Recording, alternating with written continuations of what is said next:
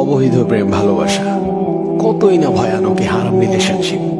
আপনি 5 ওয়াক্ত সালাত আদায় করছেন, রুটিন করে নিয়মিত কোরআন তেলাওয়াত করছেন, আপনি পর্দা করছেন, রাসূল সাল্লাল্লাহু আলাইহি ওয়াসাল্লামের সুন্নাহ মেনে চলছেন, নিয়মিত কতই না দোয়া করে যাচ্ছেন, আর এর পাশাপাশি আপনি কন্টিনিউ করে যাচ্ছেন একটি হারাম রিলেশনশিপ অর্থাৎ জিনা, যা হচ্ছে কবিরা গুনাহ। তওবা ছাড়া এর কোনো ক্ষমা নেই। স্বয়ং আল্লাহ তাআলা জিনার ব্যাপারে বলেছেন, আউযু বিল্লাহি মিনাশ শাইতানির রাজীম, লা তাকরাবুজ জিনা, তোমরা জিনার ধারে কাছেও যেও না। আর আমরা জিনার ধারে কাছে না, জিনার আষ্টে পৃষ্ঠে জড়িয়ে আছি।